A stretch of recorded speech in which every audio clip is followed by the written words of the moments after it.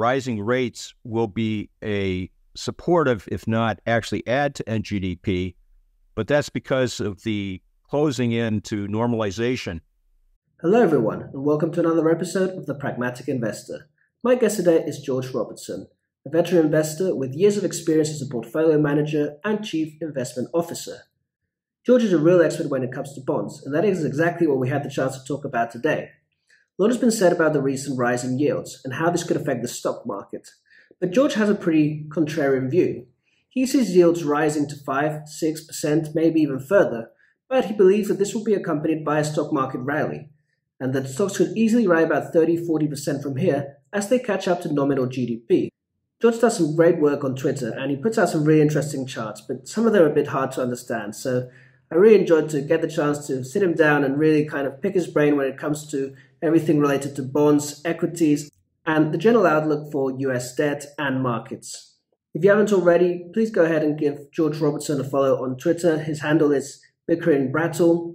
And of course, if you haven't already, please go ahead and subscribe to The Pragmatic Investor, whether you're watching this on YouTube or Spotify. And you can also follow me on Substack, where I do a free weekly newsletter covering financial markets, macro analysis, and also actionable investment ideas. As always, I hope you enjoyed this conversation as much as I did. This content is intended for informational purposes only and should not be construed as financial advice.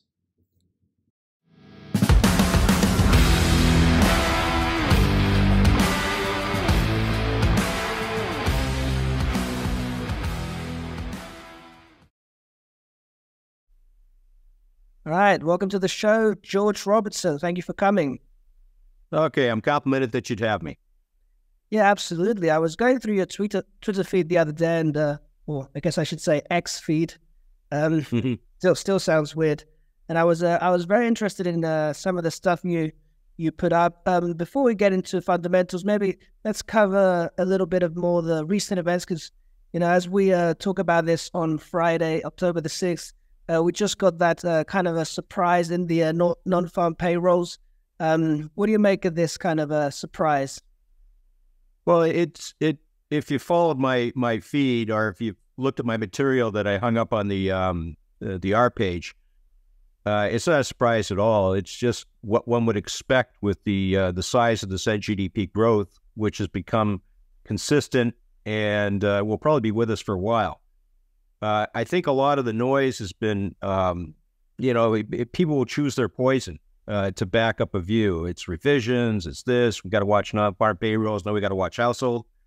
But in the end, it's all about, since this is a consumption-based economy now, given the fiscal that's come into the economy, COVID and post-COVID, it's all about wages. And wages are just tracking disposable personal income as you'd expect. Mm-hmm. Right. So I would say that you have a slightly, not exactly unusual opinion, but, I would say maybe a bit contrary because, correct me if I'm butchering this, but basically you're saying, you believe rates are going to keep going up and that's very bullish for the economy, right? You expect kind of both rates and the stock market to keep going up. What do you make of rates? Because, of course, that has been, the topic du jour for the past week. What is your outlook on rates and what's going on there? Well, anyone opened up their eyes during the beginning of their career in 1981, this is standard fare. Like it's just not in the least bit surprising or shocking. It is just the way the economy works. Mm-hmm. And I think there is a bit more where rising rates will be a supportive, if not actually add to NGDP, but that's because of the closing in to normalization, the normal rate that should exist given the NGDP and the growth and all the various other metrics we have. But we're almost to the end of that. I think it's about another 40 basis points, and then I perceive the U.S. Treasury will be at the rate that it should be, given what the economy is doing. And then the rate itself will carry on whatever NGDP is doing now, both the stock, but also what the expected flow will be over the next year, 2 years, 3 years. Well, however long a confidence you have to handicap what NGDP's growth is going to do for the next year or two. I think it's a safe bet to say that NGDP is not going to decline going into an election, especially this very contentious election that we have. Right. And we're already seeing, we saw it last year with the Inflation Reduction Act, which is a real funny name for policy at that time. We're seeing it with we're going to probably get a COVID-3 or something type of remedy coming in. Free shots are already appearing. We're going to see a student, it looks like he's just going to, the administration is going to, and I think they should, they're just going to keep chiseling away at student loan forgiveness. There's also going to be a realization that a lot of that student loan doesn't even exist. I mean, you can say that you owe them $100,000, but if you're making $25,000 as a teacher, or well, let's say $50,000 as a teacher, that money is never going to become forthcoming. So you don't, they can keep ratcheting it up in forbearance or whatever they want, but it's a fiction. It doesn't exist. So this all adds up to that it's very reasonable and almost ordinary for what rates are doing right now. Right, exactly. So here's the thing, right? So you're talking about nominal GDP coming up, and you talk a lot about, is that then coming from that fiscal stimulus? You believe that kind of pre-election fiscal stimulus is? Yeah, this is the real. This is a great market for the likes of me, who was raised on Henry Kaufman. I don't know many of the viewers even remember that name, but analysis of bonds was all based on the Z tables that the Fed still produces once a quarter, which shows the flow in the economy and also the level of credit, equity, value, so on. And that means that it's very easy to not discuss or believe or think you're creating a new idea. The fiscal input was at least $6 trillion. There's just no ifs, ands about it. You maybe I'm wrong. Maybe it's 5.8 trillion. Maybe it's 6.4 trillion. But the size of this is so obvious that it is the main issue right now, and it's going to be with us for a while longer.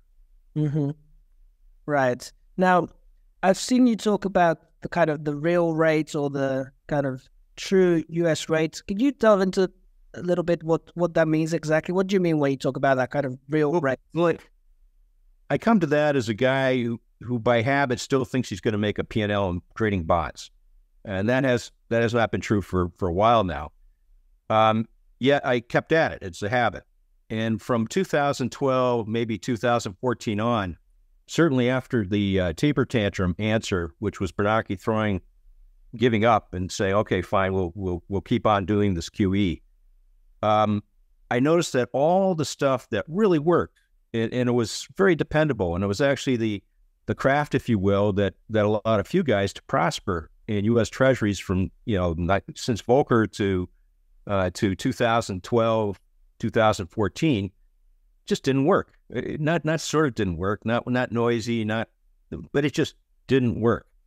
And what that was they're either refined models or there are various other procedures to estimate how the Fed would respond to a change in two or three of the key factors that were the drivers of NGDP growth. One of the major things being inflation. And if you got that right, you can handicap the Fed with great accuracy in terms of like whether they're tight or ease. And if you could do that, you could get at least a week, maybe a month's jump on what rates will do. By the time we got to QE2 and Yellen, it just didn't work. So that made me think that at first that, well, it's all changed and it's the Fed and the Fed's screwing up and this and that. But then I start to think that, especially now in the last year, as the rates start to rise, that it always did work.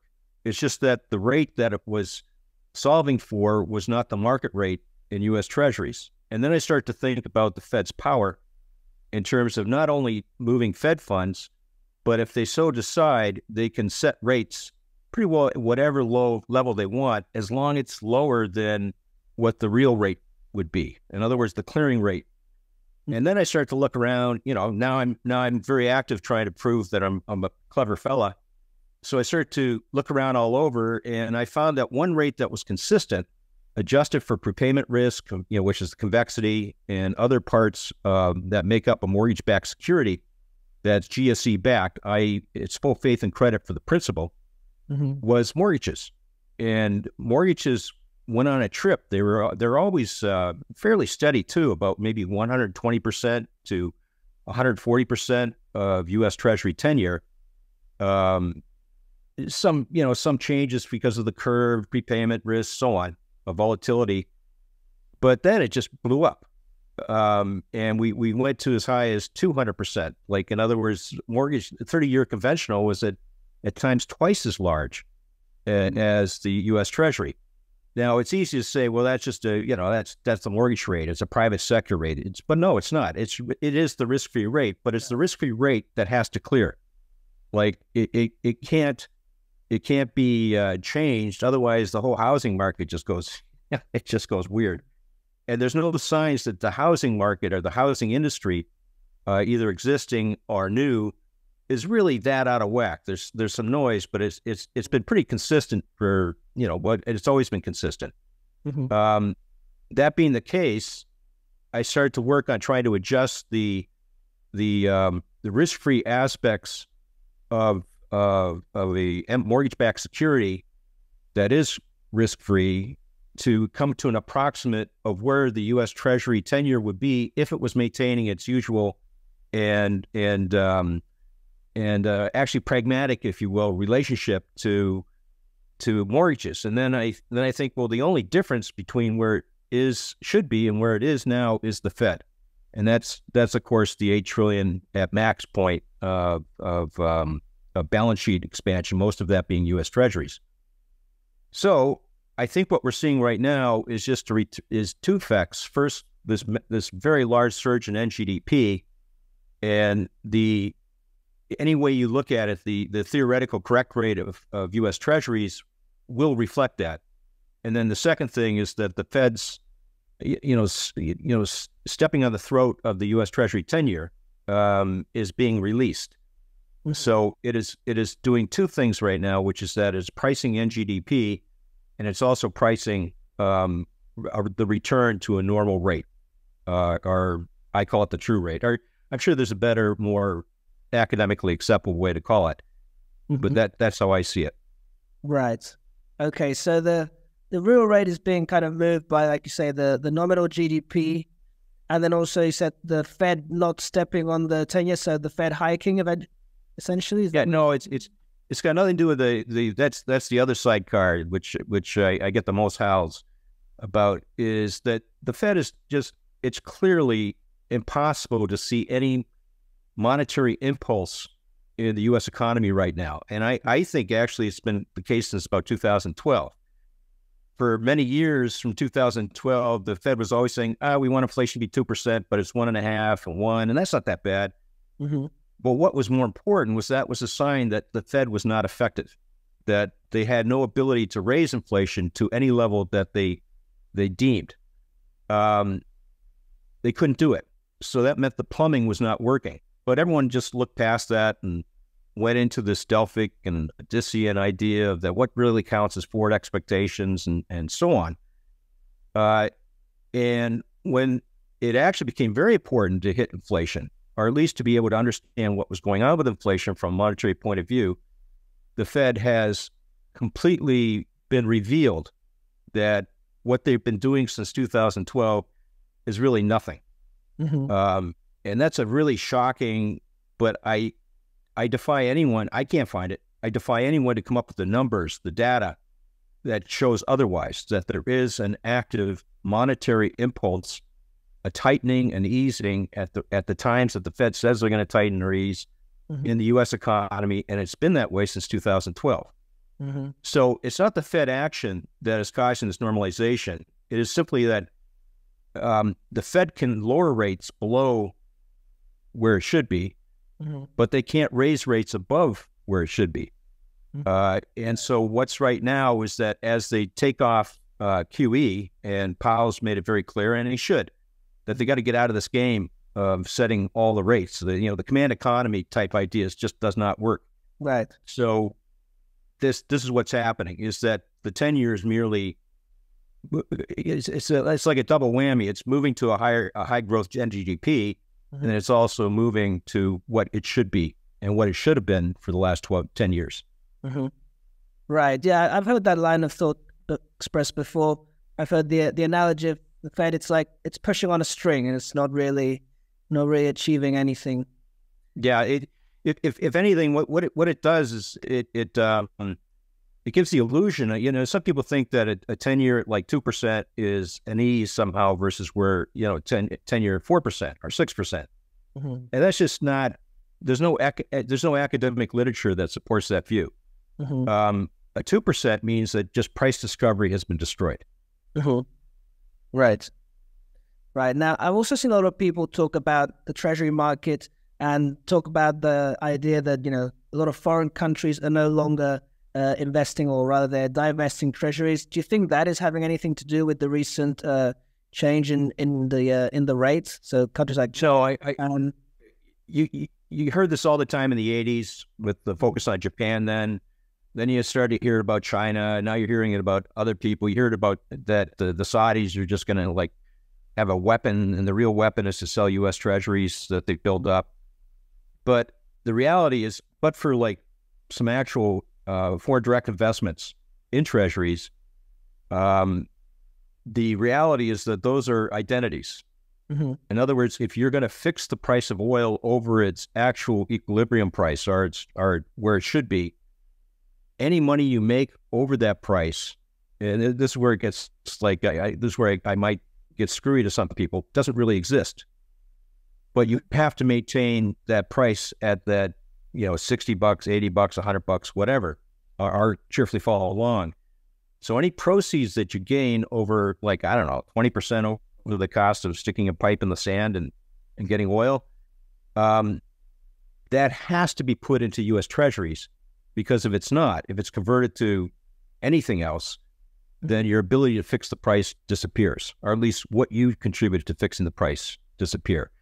And this is the same for China. Has to maintain an RMB at 6+. Right now I think it's I can't remember where it is now, but approaching 7. Right. And if they have it, if they have it at where they should have in terms of equivalencies, it should be around 3 or 4, maybe even 2. That seems like a really crazy idea, but if you remember, that is exactly what happened to Japan when yen was up around 300 odd, and when they moved from bicycles to Sony Walkmans, and then the yen went just, it was happy, and of course it was reflected in their stock market and everything. The U.S. decided that we don't want that. We have 40,000 Marines in Okinawa. We won the war. So they did it all very politely without a lot of drama, and they took their time, the Plaza Accord. Yeah. But they moved, they managed yen and directed it from 300 odd down to, the low of 80. Now it's coming back up. But the treasuries that the Japan built up, a lot of it during the time of keeping the yen at an artificially cheap rate so they could do exports, is still there, and they they have no interest in touching it, because if they do touch it, they're going to go to 40 with the yen. And China has the same dilemma. So these U.S. treasuries are really not these identities. The person who owns them, the sovereign that owns them, whatever the entity is, doesn't have any freedom of movement. They can't touch them. And if they do touch them, almost all of them, I'm trying to think of an exception. Maybe Norway, they're sort of clever guys. But if they do touch them, all the reasons for why they got that in the first place disappear. And then they get penalized, and then some for basically trying to steal and make money for what isn't there. So U.S. is quite happy to keep the hold. U.S. is quite happy to keep these people in the dollar block. I sort of flippantly say it saves us 2 more aircraft carrier task force. And And okay, we decimate our employment in Detroit, but that's coming back. So fine, hang on to your treasuries, but they don't exist.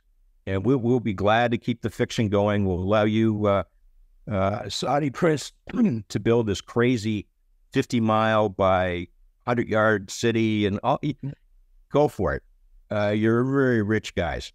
But that riches you enjoy is actually just noise, almost like a commission for the transaction flow. Your real value isn't even there.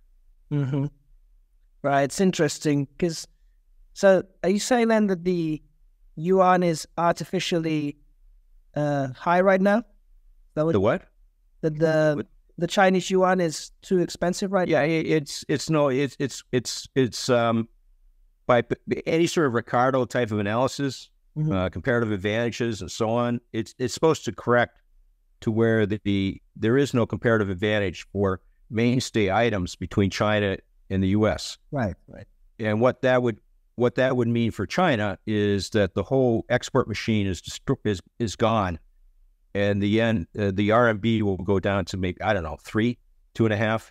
Right. Michael Pettis, who's on Twitter and he's very well known, does a much better job than I do explaining this. Right. Okay. Now, we've talked a little bit about oil as well. You talked a lot about NGDP. What is your outlook for inflation then? Well, I think also because I can't see any debasement of the U.S. currency. Like I can't find any reasons why we're in a lot worse shape now than we were like 3 years ago. This inflation is not a monetary error or an excess in the U.S. There has been just a massive amount of fiscal being pumped into the U.S. economy. So therefore, this inflation is best described by some as it's a tax. Bernanke himself says it's a tax. So let's let he's brighter than me. So this tax will exist as long as this excessive from the market's point of view, from those who actually have interest in getting at least par back for the U.S. Treasuries after they've invested in U.S. Treasury bonds, will continue until they're completely sure that they will get par, and that will take either that the U.S. writes into law that we will do such and such for the deficit, and you can the whole full force and fury of the United States will get it done, or they actually see taxes raised, or they see a program of taxes raised, or they see a drop in terms of spend.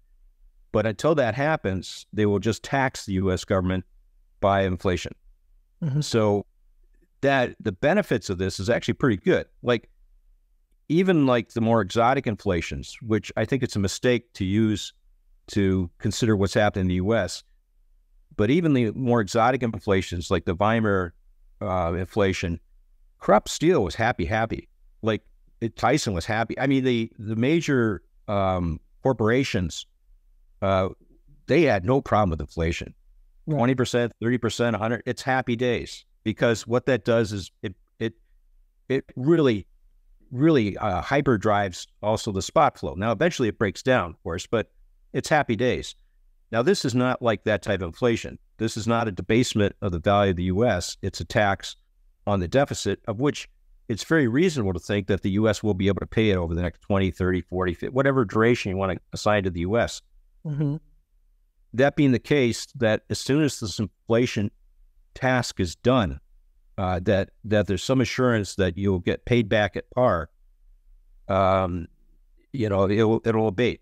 It'll go. In many ways, this is sort of a joke. Powell saying that it's intransitory. He's right. It is transitory because the U.S. is a big place, and this deficit problem is temporary. Now, it might be temporary for a year or 2 years or 5 years, but it's still temporary in the scheme of things. So it is transitory.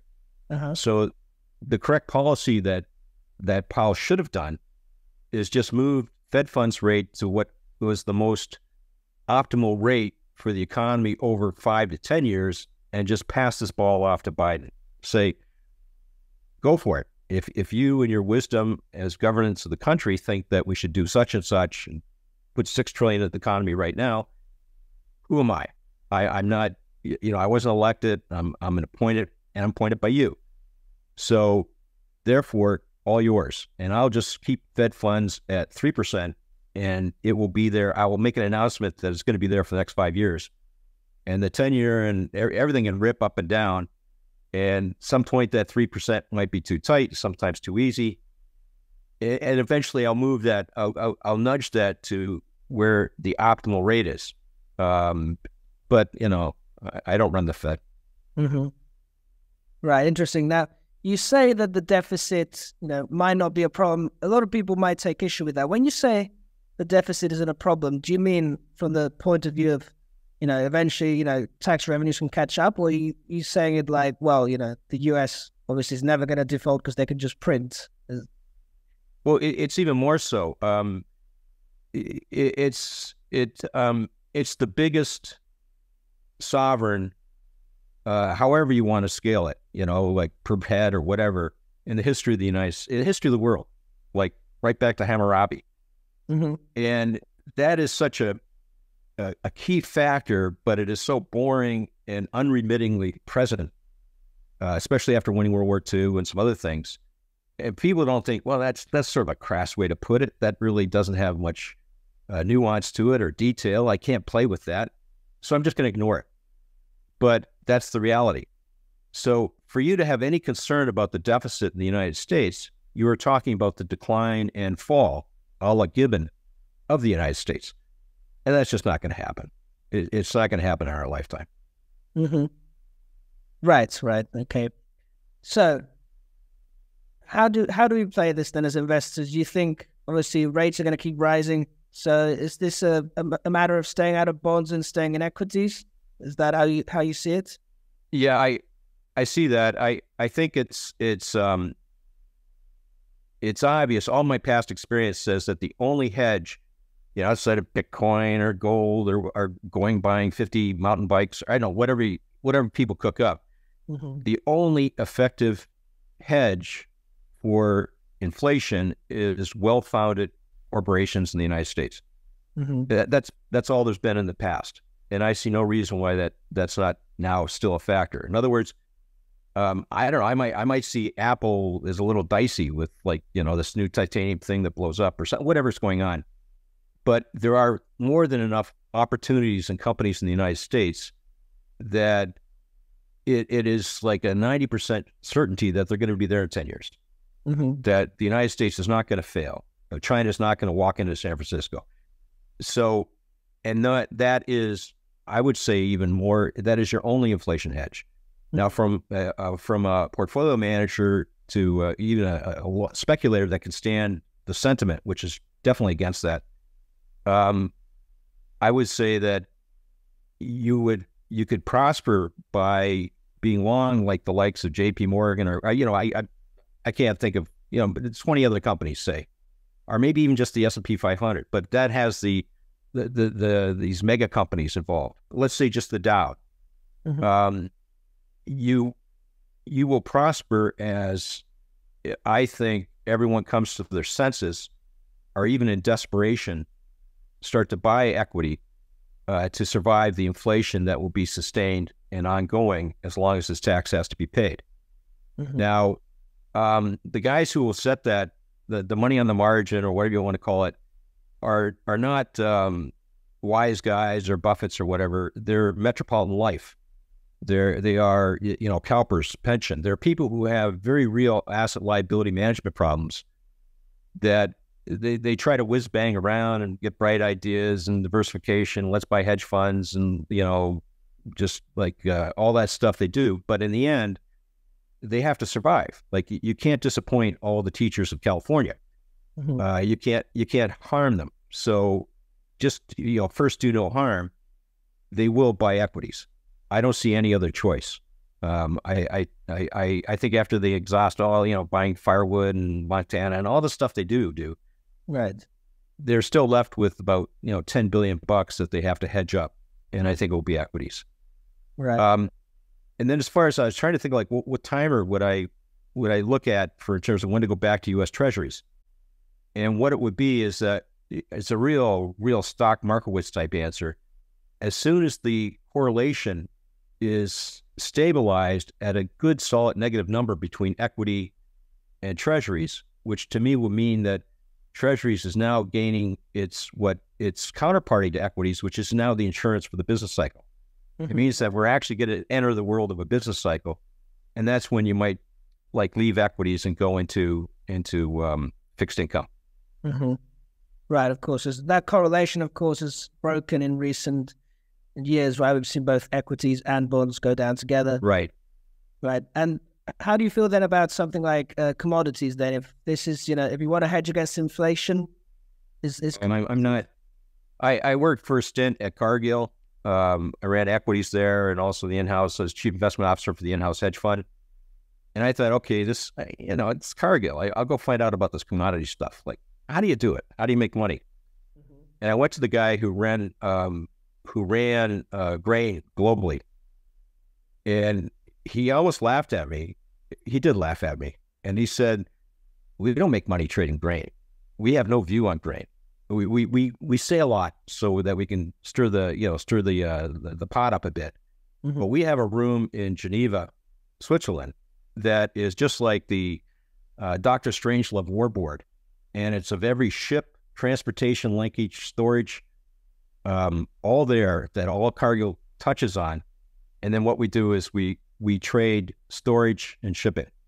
We don't have any interest in we're just not good at it. And I figure if Cargill's not good at it, then I'm not going to ever go into the commodities. Right. Of course, that makes sense. But let's say, what would your outlook be? Do you have a view on where oil prices are going to be in, let's say, 5-10 years? Well, I have two tricky responses. I'm a real weasel. The first one is that if oil prices go up, it's deflationary. It's not inflationary. Right. And if and just follow the money. And if oil prices go down, that's inflationary. So I think everyone's got their science reversed in terms of like what the effect of oil is. Like if I'm seeking a hedge from inflation, I sure as hell do not want to buy oil because its very nature of trading up a lot will actually go against my view. It will drop inflation. It actually will become deflationary if that's all there is. And that was what stagflation was, from my view. And there's some literature out there on that. The second thing is that oil is an administered rate. It's a rate of national security and greed of powerful dudes or people who are allowed to be powerful. It has nothing to do with demand supply or any sort of scheduling. So it is excluded. So if you're really good at that, if you're really good at figuring out what SBF's or not F, whatever that prince's name, if you're really good at figuring out what these guys are going to do, and also not only that, the timing of when they do it, go for it. But oil, from my point of view, could be 50 in 2 weeks, or it could be 200 in 2 weeks. I don't have any edge. Right. Okay. And now, I've also seen this on your Twitter feed a little bit. You were talking about Lynn Alden and her latest book and some of her views on Bitcoin. And I gathered that you're not maybe a big fan of Bitcoin. No, I think it's sort of a neat thing. We were all titillated with it, and we had to figure out blockchain, and blockchain's going to run all banking system, and anybody with any sort of curiosity was really gung ho over Bitcoin. We really got into it.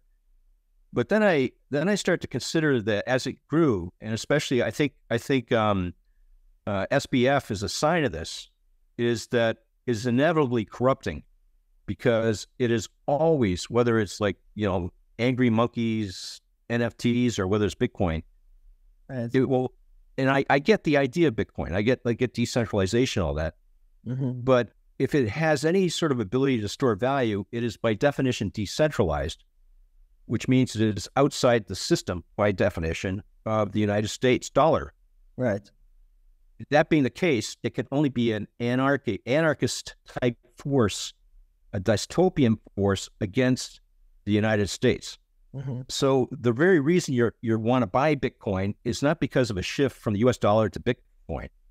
It's because you're looking for the demise of the U.S., the state. And in that case, there's no use of having Bitcoin anyway. that's going to be the least of your problems. I mean, you can have all the Bitcoin you want, but you still got to, it's a tough time. So the condition that will create value in Bitcoin is the condition that will prevent its use. It's paradox. Right. And that's just standard, NAP chartalism, and and that later has come MMT. Is that money is there to pay tax. It's not there to store value. It is there to pay tax. And by paying tax, money has to be under the control of the state so that they can track, who owes them tax and how they're doing, and all that stuff in addition. And that's why that even though you can give all this money you did for COVID, you never give enough to stop tax payment, because that's the whole control and essence of the state. This sounds all highfalutin, like it's like, okay, great, I'm bored, but it's real, and it's been real in every phase of history, whether it's like Augustus Caesar or World War II financing or whatever. Bitcoin is as far as the United States goes, and that's where my focus is. It's going to be banned because it's incompatible with the state. Now, if I were Romanian and I was a decent fella and I'm not too happy with my state, or if I was Nigerian, or there's all sorts of people.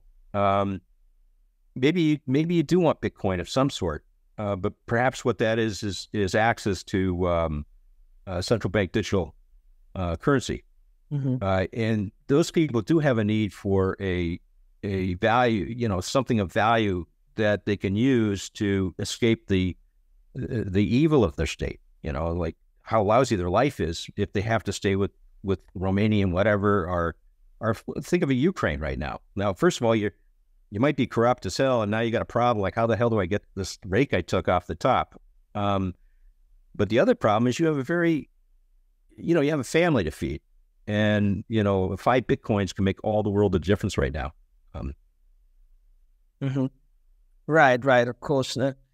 Like you say, well, it's a bit of a paradox, right? I mean, what's the point of saying, well, Bitcoin's going to go to $1 million, but right, that's only in the scenario where where there's no point in having dollars, right? I guess. Right, and it would be okay. Go enjoy your Bitcoins. Now, the thing with Lynn is, I think she's far brighter than me and far more clever. She was the very first on this fiscal dominance and understanding the fiscal flows. Now, I think she was the first because she was on the lookout for anything that was an error in the U.S. Policies and monetary and fiscal. So she was always looking. And then she's smart. She's smart as hell. So she really understands what's going on from, say, 3 years ago till now, even longer, whenever she started, right? Looking back through her stuff, it is spot on in terms of being predictive and its analytical power to date. And I think that's going to carry on. But then I find that she just goes off, I think, into the stratosphere with this Bitcoin crypto infatuation, right, which I think in the end is a killer. But I hope for her sake, I hope I'm wrong, because she's very earnest, as I said, far more skilled than me, and I've gotten great value from her analysis. It's interesting. You brought up the term fiscal dominance. What is fiscal dominance? Can you define it for us? What does that mean? Well, the Fed just came out with a neat one. San Francisco Fed. There's a white paper, I don't know, came out like a couple of days ago. And they cleverly say fiscal dominance is when we can't be the guy who's in charge. Basically that's what it was. So there's a lot of, some math in it. But it says that fiscal dominance exists when the Fed cannot execute monetary policy. Right. Which I thought it was a little self-serving to explain it that way. Especially because I don't think there has been any monetary policy. Or I would say, I'm having fun now, I would say fiscal dominance exposes that the Fed had nothing but words and was never conducting monetary policy. But that's just being cheeky. Now, the reality of fiscal dominance, the guys who are really good at this are they're sort of like on the flip side of, but they're sort of fellow travelers, but they're on the flip side of Lynn and the other guys. and they're fiscal theory of the price level. That's where I got a lot of my ideas of inflation as a tax. And they're often attached to a pretty right-wing type of crew. Now, then they get marred in terms of like explaining it. But the basis of it is that whenever the fiscal impulse comes in, such that there is no monetary impulse, none, and it's an either or. You can't. It's binary. You can't have sort of fiscal, sort of monetary. Oh, it's 50-50 today. Now it's 20-80. It can't. It's either all or none, because as soon as the fiscal input into the economy gets large enough to make the Fed monetarily inoperable, that no matter what they say or do, it has no effect. Then that is fiscal dominance. Right. So is that kind of where we're stuck now at in terms of the next decade? Is it all about the fiscal side of things? Well, this is where it gets really interesting. First, I'm glad I'm not running money. It's a lot more fun to talk about it than to actually, like, you might get fired next week, right? But it also makes you think clearly. It's also a benefit to be an observer rather than a practitioner. Although I'm in there day trading and stuff, but that's another story. Where I think this is going to lead is, ever since the 2008, 2009, I'm a huge a student, not even a fan, a student of Minsky, who he himself says he was a student of Keynes. And Minsky says that in a free market, in a market that is democratic, that has the passions and excesses of people fighting it out for, like, I want this, I want that, you won't get it, and all this stuff. We have a cycle, now, not the Fed monetary cycle, but we have a cycle that is related to passion and greed and fear. And he's very well, I think he's very well known. It's very easy to find this if you don't know it already. You should know it. Is that it goes from like a hedge stage where everyone's very careful and stays close to shore. Then it goes into a speculative stage where they start to see the results of maybe a little leverage, a little bit of spice, a little bit of Bitcoin, and they have money. And because the speculation results, which are good, because otherwise it wouldn't be a speculative phase, they start to reach out. And then the last stage is the Ponzi stage, which it just takes off like a rocket. And what fuels the Ponzi stage is not equity valuation. It's in a free market, in the way the U.S. markets are, any sort of most Western markets, it's that it becomes a creation of debt that can back more and more excess in terms of speculative fury, so that the debt has to start to finance previous debt, not just what you're after. And then it's very hard you can't really say when it will happen, but then you have a Minsky moment where everyone says, hey, there is nothing here. This whole economy's got Bernie Madoff. Right. And then what we do is, like, we do have inherent value. We still have aircraft carriers. We still have this. We still have jobs, probably. But we crash so hard that it's pretty exciting. So that's what I think is going to play out here. It's really interesting to watch this. Interesting. Yeah, I guess that's kind of playing on the idea of the animal spirits from Keynes, right? The kind of right, exactly. And mentality of, and a guy who's done great work on this is Keene, the Aussie, who's, I think he's floating around in London area now. I insult him. So I'm not even going to mention his first name, because anyway, Keene, and he's done just great work, and he really was just so valuable to read in 2008 when we're trying to figure out what the heck's going on here. And I would actually recommend that people get in touch with him and start to reread him, because Minsky's great, and it's not that hard to understand what he's up to, but Keene does just a fabulous job of relating it to, what's going to happen next week or next month or this year, or what has happened. Sorry, who's that? What's his full name? I think it's David Keene. David Keene. Professor D. He's from Australia, a very, very bright, good economist. He's taken out a personal crusade to fix all of macroeconomics, which, God bless. But what he is he's one of the best translator of Minsky that I'm aware of. I'm sure that there's always others, but he's very, very good. Right.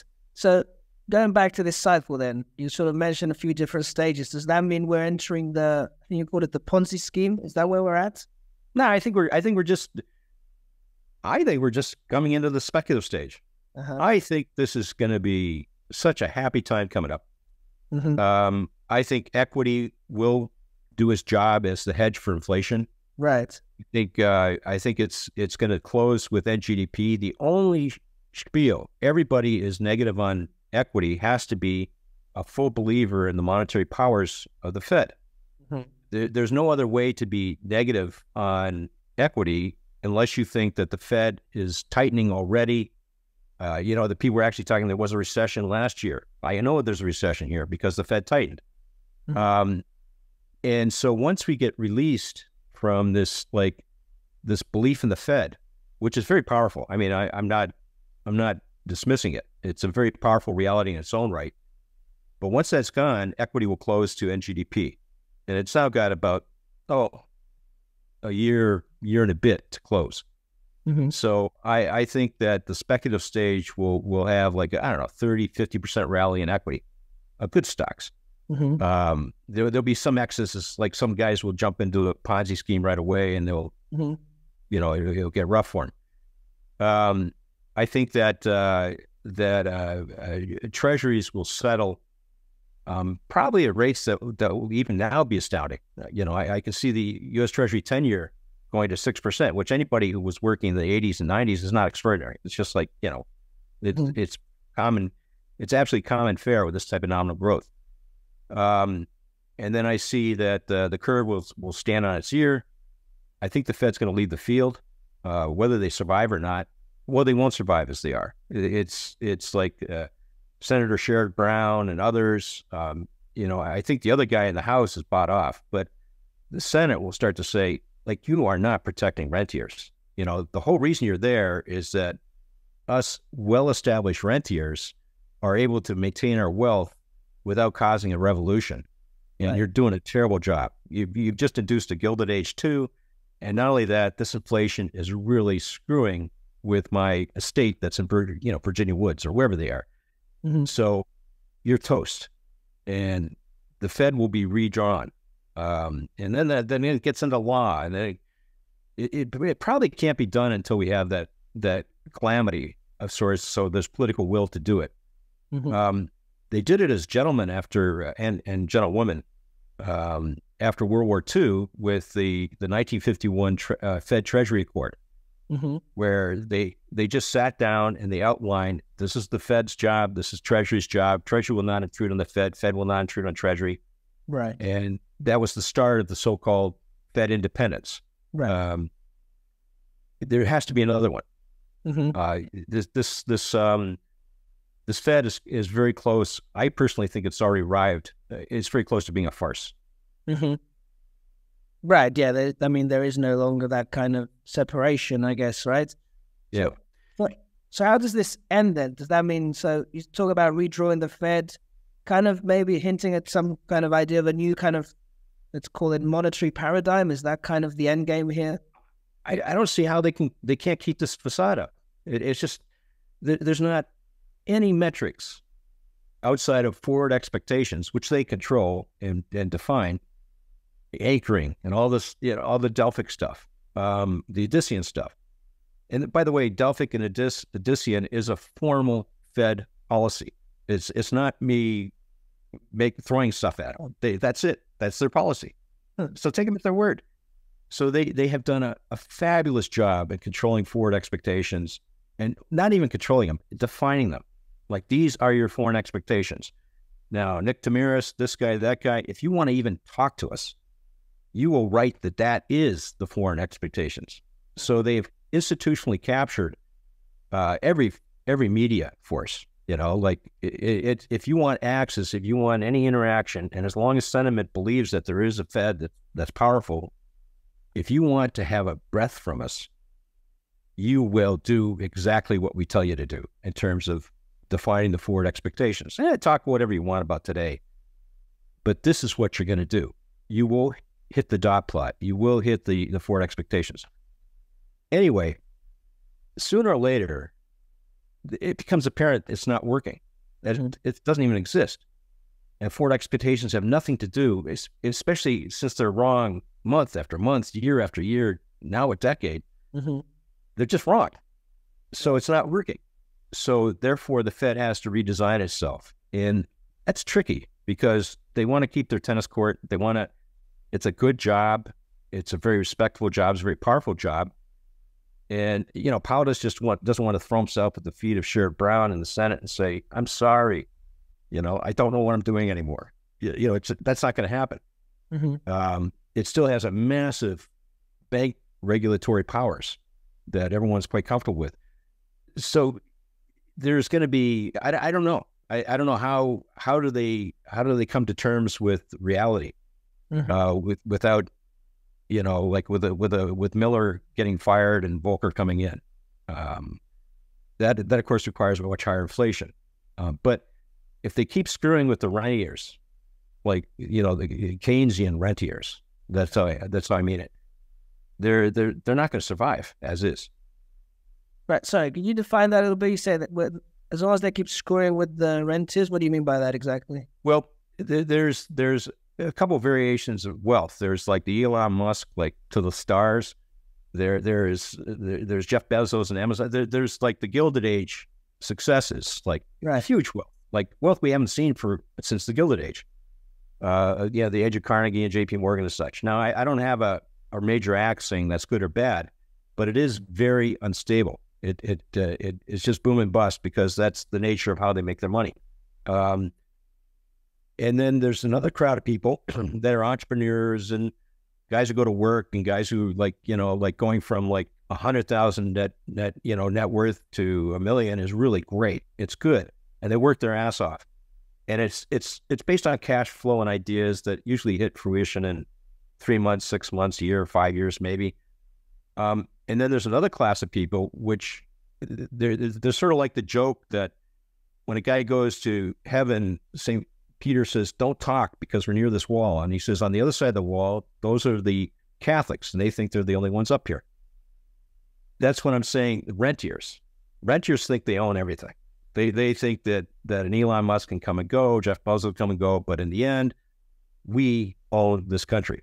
And we felt that in the days of Alexander Hamilton, and we've always felt it. Sometimes we got to get really quiet and hide. Other days we come through. But one thing you don't do is mess with our value, like, which is not really it's not in Amazon. It's in this inherited wealth that often goes back quite a bit. We must have at least some level of that maintained. And if you mess with that, we will come after you. And we are powerful. And that's of course what came. Maybe I took a little liberties, but that's what Keynes meant when he said rentiers. So they're there, and the Fed is not serving them. The Fed is actually starting to harm them. It's harming them by the Gilded Age new guys that have visions of becoming rentiers themselves and taking over. And guys are getting cheeky in terms like UAW auto strikes. It's not what they don't want this. And sooner or later, if they start to feel really threatened that they're going to be cut in half in terms of their power, they will respond. Right. You say harming them in terms of the instability, not in terms of like asset prices, right? Because if you're like their wealth, but more importantly, the power that goes along with that wealth. If that's diminished, they come out of the woodwork. Proof of this is Ivan Boesky and the green mailers. The green mailers went all over the place in the 80s. So they just waited for Ivan Boesky and the insider trading, and then they unleashed Giuliani, and he just put everyone in jail, jail, hard time. And then they go away for a while because things are okay and they're protected. And then they allowed Volcker. They're actually very supportive of Volcker because he was dropping inflation, which maintains their net asset value, and so on. And they pop up occasionally. Times of war. I'm not trying to be like Star Chamber crazy here. I actually sound sort of like Lynn, I guess. But When but this is a reality in terms of like for the democracy to operate, they have to be appeased at the very least, and the Fed is not appeasing them now. Mm-hmm. Right, right. Okay, I guess I'm just curious what you mean, because in terms of I'm imagining, the like a real estate mogul. I mean, supposedly real estate would do well, right? In the situation that you're describing, where the inflation brings Yes. financial assets up. I mean, if anything, right, kind of envisioning that this is kind of right, more tax on the poor, right? So generally, the haves are the ones Yeah, that are in the financial assets, while other people, those sitting. yes. You go the other way. Inflation's a flat tax. It's like the flat tax of all flat taxes. Everyone pays the same percentage, more or less. Mm-hmm. There is no tax shelter. You can't hide it. You can't if I go buy an electric car, I'll get a $10,000 break on my inflation bill. It doesn't. It's flat tax. Mm-hmm. It's unavoidable, and it's pervasive. You can't avoid it. Mm-hmm. So that actually benefits the middle class. If you think that for the first time, the hoi polloi, the lower class, and the very rich class are now paying a fair share on a percentage basis, as I am. Right. So it's a mistake. They say, everyone says it the other way, but I think that's a con, saying that inflation hurts the middle class. It doesn't.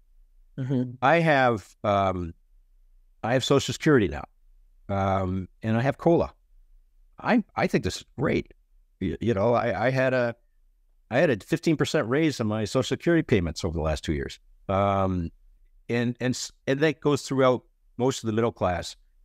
Is they're not just sitting there dumb, taking it. They are out there in UAW picket lines. They are, a bunch of UAW workers look like they're about to become the middle class again. They were before, and then they got beat up. Now they're coming back, mm-hmm. and so on. So inflation it has great benefits, but it's despised by the very poor, and it's despised by the very rich, mm-hmm.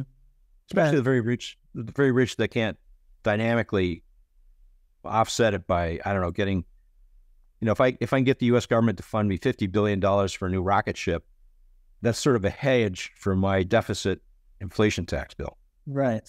That's very interesting. I never really thought about it that way. Now, I'm very curious because you, obviously a lot of the stuff you talk about is kind of big picture macro, but you did mention at one point that you do a little bit of day trading. Yeah. I'm a little bit curious what that means for you. Does that mean you're out there? It means two things. First thing is that all this big picture macro stuff made me a lot of money back in the day, up until, as I said, I left. My last job was Morgan Stanley Investment Management, where I ran the long duration business. So I should know what I'm talking about in terms of bonds. Mm-hmm. And I did well. And then before I have a good track record of being successful in applying these big picture things to very successful outcomes. A few times you glitch, but a few times you just scare the shit out of your capital and you get fired. But overall, it was a good time. It was a very nice 30 years. Mm-hmm. Now, after this, I just say, well, hell, I'm a bright guy. I really know all this stuff. I'll be able to walk into the market and day trade. And I don't have the leverage or the tools or the types of securities that I had before.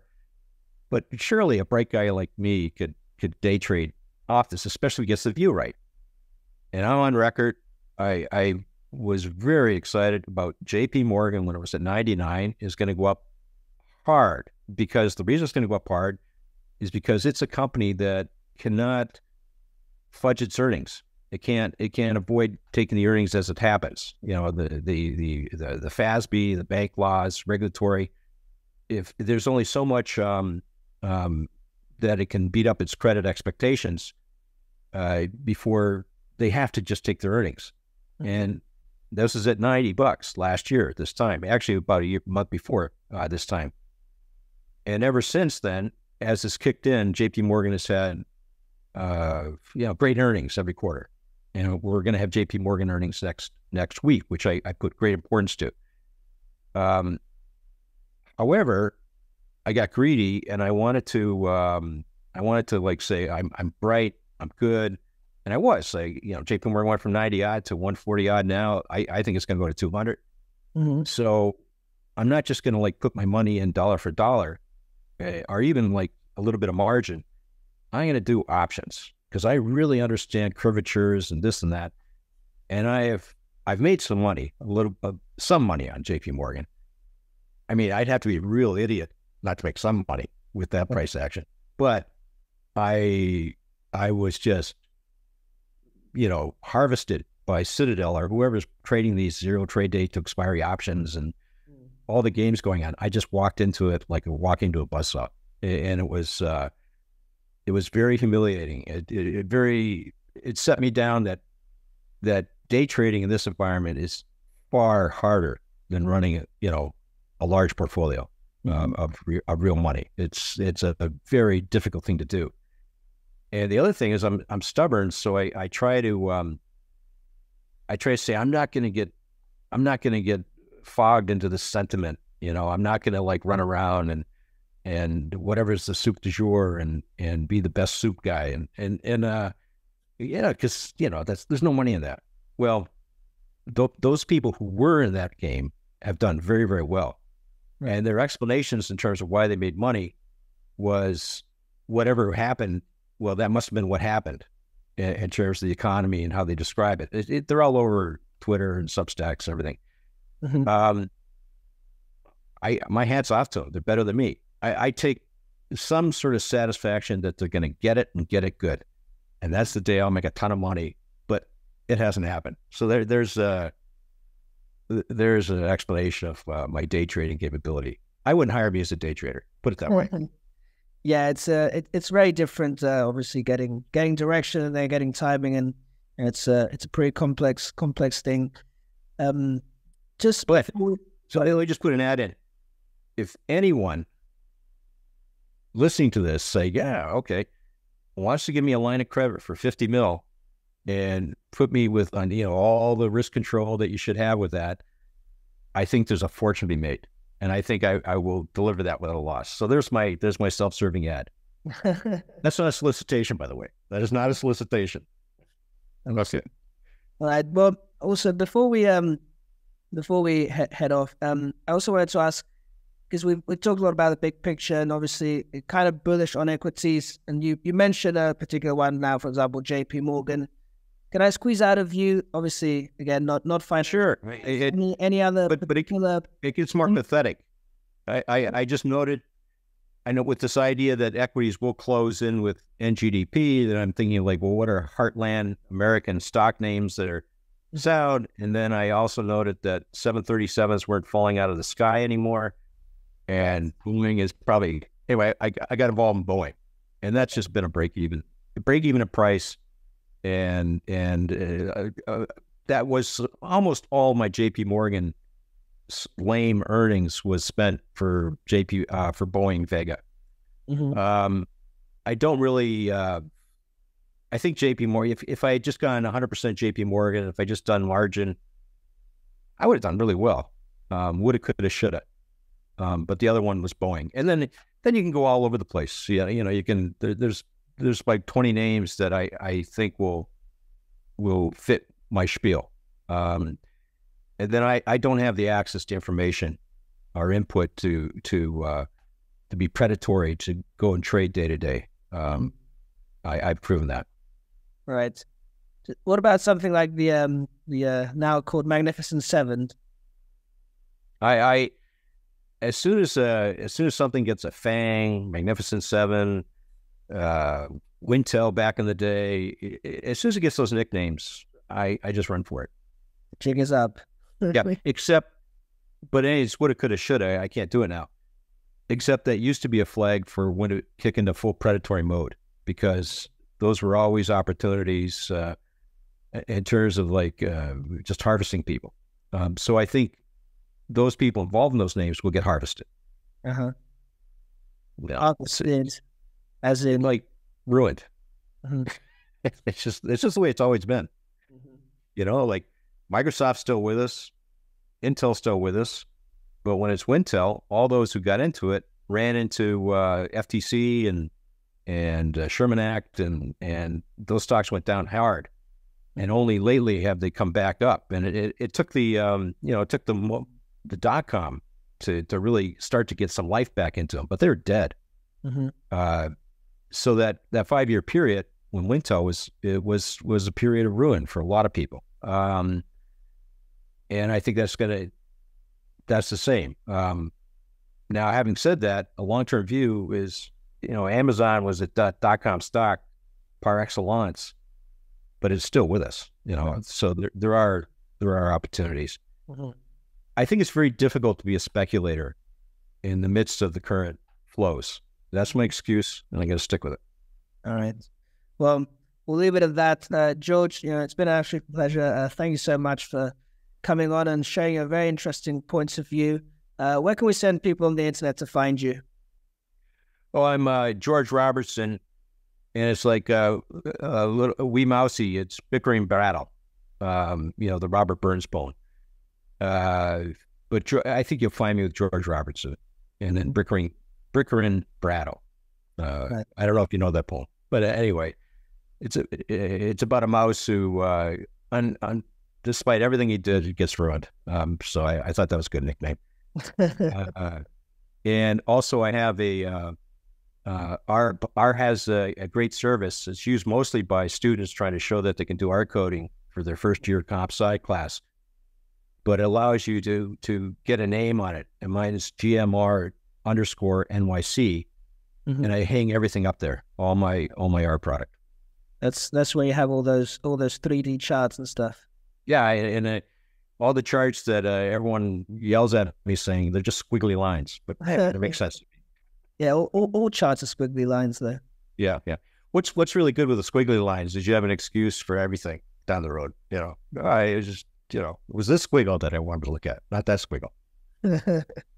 Absolutely. All right. Well, George, once again, thank you so much, and hope we can do this again sometime.